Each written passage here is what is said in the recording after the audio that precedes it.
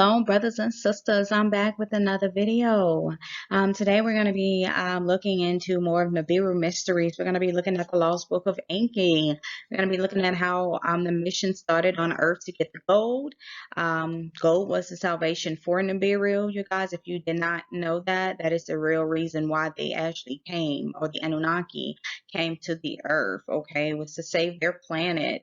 So we're going to also see the journey from Earth to Nibiru to deliver the gold, and they went on a chariot. So we're just going to look at a couple of days today. It's not going to be too long. Okay, here I'm just going to go over some key points that is going to be in the reading that we're going to do today. Tablet 3, Seeking Gold for Nibiru Salvation. You will see in the reading, on the 7th day after Enki came to the earth, he started the mission to get the gold. The equipment on the chariot of fire was used to extract the metals from the waters. The waters went into a vessel of crystals. They separated the metals. Some type of filtering system was used, you guys.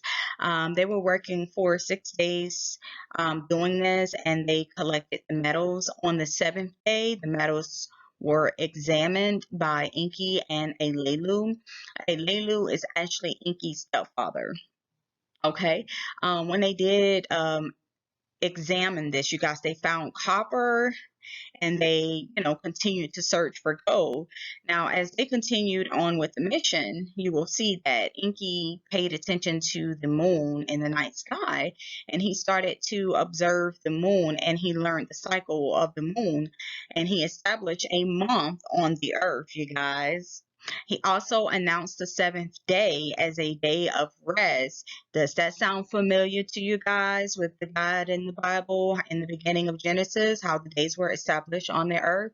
This is talking about Enki here, establishing the times of the earth when he actually arrived here, okay? Enki gazed into the heavens and wanted to understand more about the signs in the heavens and what purpose did they serve. He observed the sun, and he also established the seasons on the earth while they were working.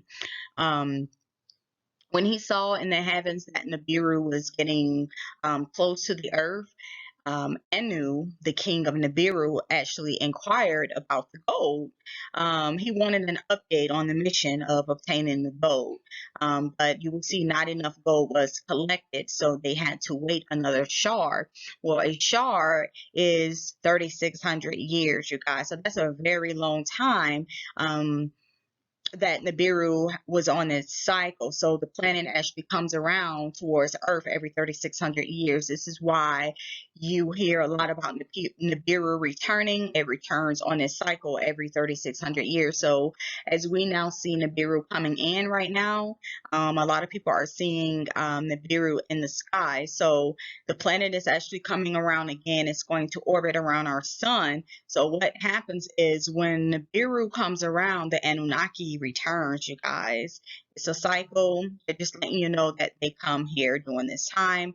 And I don't want to get into that on this video, but the Anunnaki are returning. Nibiru is returning, okay? Now, Enki took off in a chariot, you guys, to observe the earth, to learn its secrets. He wanted to study the earth's crystals, and he wanted to know where the gold was at. Okay, so they started to travel around the whole earth surveying the land. Okay, they had a beam on the chariot to scan the land to find the gold. Okay, so we know that they have advanced technology, you guys. So they were surveying the earth, which is what they're doing now. You can look up in the skies and you can see the ships in the skies. Some of them are cloaked in the clouds, and you probably can't see them, but some of them will probably uncloak themselves, and you will probably see them around in your skies. They are here once again surveying the whole earth. They're surveying the whole land to see what's going on and what has happened since they left. Okay, so this is all. This is what's currently going on. The Anunnaki is here. They're here in their ships, and their technology has gotten way more advanced. So that's what's going on today, okay? So they're trying to figure out like what's happening, what's going on the earth. Definitely surveying Mother Earth to see what's going on. And these people have pretty much destroyed this earth. So I think they're coming here to put an end to all of this crap. Okay. So a little bit more into this now. In the readings, you will see that a Lelu, he had a chariot that needed to be repaired so that it could return to Nibiru. On the chariot, nuclear weapons or missiles were actually found on the chariot. They were removed and hidden in a secret cave.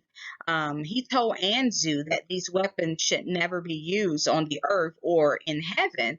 And this is the reason why, Enki hid the weapons in a secret place so no one could find them. They used the missiles, you guys, while they journeyed from Nibiru to the earth. The pilots, they had to pass through the asteroid belt. Okay. Just to give you a little breakdown here, the pilots pretty much had to maneuver through the asteroid belt, and some of them got in the way. I'm going to do another video on this to kind of show you what was happening when Nibiru first came to the earth. He was the first one to actually land on the earth. He was trying to get away from Nibiru because he thought his life was in danger. So yeah, we'll talk about that on another video. But Enlelu pretty much jumped into a chariot that actually had missiles in it, and he brought those missiles to the earth. But he also used some of the nukes and some technology on the ship to pretty much get through the asteroid belt. He had to use them because otherwise he would have crashed into the asteroids and he wouldn't have made it to Earth. So that's a little backstory on that. But anyway, you will see in this that there was a pilot who was very skilled and he didn't need to use the weapons to get through the asteroid belt. Okay. In the Lost Book of Enki, you will see that the asteroid belt is actually called the hammered belt. That's what they called it. It's called the hammered belt. Okay. So that's our asteroid belt. This is what the chariots journey through. Okay, now you will see that they were able to stock up gold in a Lelu's chariot and they took off to Nibiru. Okay, so Ea is actually Enki. So you will see Ea in the writings. Ea is actually Enki. Okay, so Enki and Abgal actually took off towards Nibiru to deliver the gold, and you will see that there.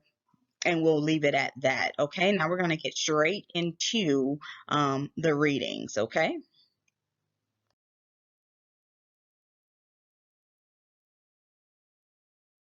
Now this is the account of how the searching for gold was begun and how the plans on Nibiru made to Nibiru's salvation did not provide. After the encampment of Eridu was established and the heroes with food were satiated, Ea, the task of gold from the waters obtaining started. In the chariot the firestones were stirred up, its great crackle was enlivened. That which water sucks from the chariot was extended. Into the marsh waters it was inserted. Into a vessel of crystals the waters were directed. From the waters the crystals all that is metal in the vessel extracted. Then from the vessel that which spits out the waters to the fish ponds spat out. Thus were the metals that were in the waters in the vessel collected.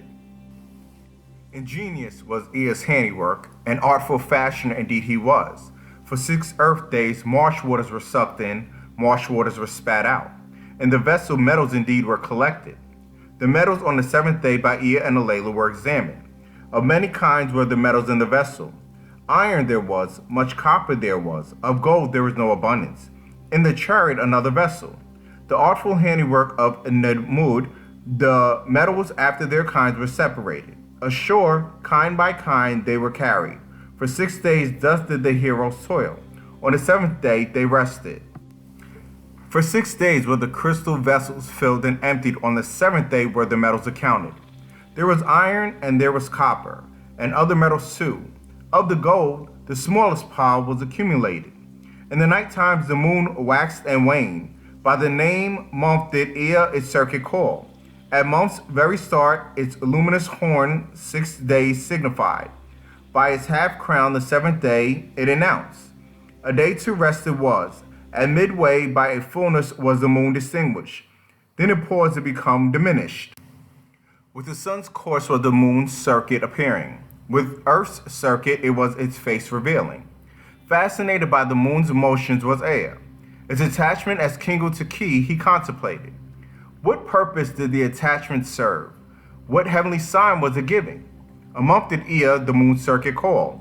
Month to its circuit he gave the name for 1 month. For 2 months in the chariot were the waters separated. The sun every 6 months to earth another season gave. Winter and summer did Ea by names them call. There was winter and there was summer. By year of earth did Ea the full circuit call. By year's end of the accumulated gold account was taken. Much dispatched to Nibiru there was not. The swampland's waters are deficient. Let the chariot to the deeper oceans be moved. So is Ea saying. From its moorings was the chariot united. Back whence it came it was shifted. With great care were the crystal vessels stirred up. The salt waters through them passing. Metals by their kinds were separated. Gold among them was sparkling. From the chariot of the happenings Ea to Nibiru word did beam. Anu to hear it was pleased indeed. In its destined circuit Nibiru to the sun's abode was returning. A closeness to earth on its sharp circuit was Nibiru attaining. With eagerness did Anu about the gold inquire. Is there enough for sending to Nibiru? He was asking. Alas, not enough was of the gold from the waters collected. Let another shar pass. Let the quantity be doubled. Ea to Anu counseled. From the ocean's waters the obtaining of gold continued. In his heart Ea with apprehension was filling. From the chariot parts were hauled out. A sky chamber from them was assembled. Abgail, he who knows piloting of the sky chamber to take charge he appointed. Daily in the sky chamber with Abgail did Ea upward soar, the earth and its secrets to learn. For the sky chamber an enclosure was constructed. By Alelu's chariot was it placed. Daily the crystals in Alelu's chariot did Ea study. What by their beams was discovered to understand. Whence does the gold come? He asked Alelu. Where on earth are Tiamat's golden veins? In the sky chamber with Abgail did Ea upward soar. The earth and its secrets to learn. Over great mountains they roamed. In the valleys great rivers they saw. Steppes and forests below were stretched. Thousands of leagues was their reach. Vast lands separated by oceans they recorded. With the beam that scans the soils, they penetrated.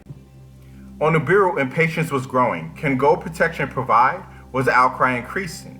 Assemble the gold. On Nibiru's nearing gold you must deliver. So did Anu Ea command.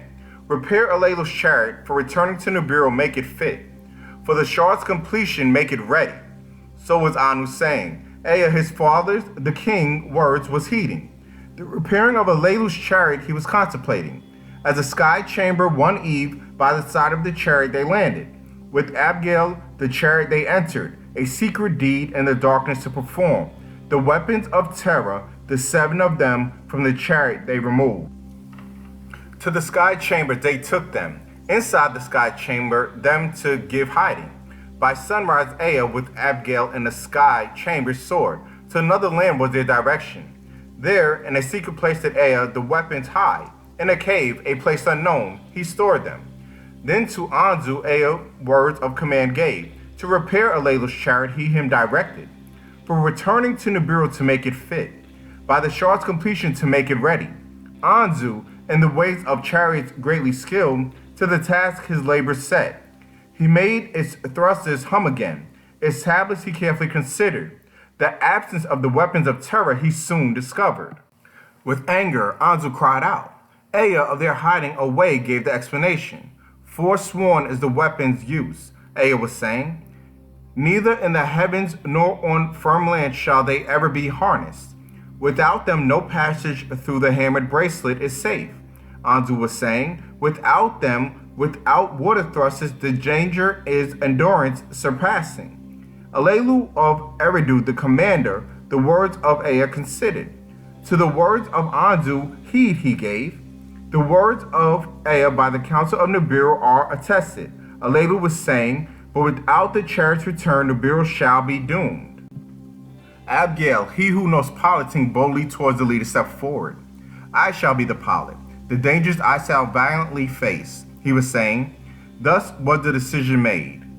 Abigail shall be the pilot. Anzu on earth shall be staying. On Nibiru, the stargazers, the destinies of the celestial gods contemplated. An opportune day they were selecting. Into Alelu's chariot, basketfuls of gold were carried. The forepart of the chariot Abigail answered.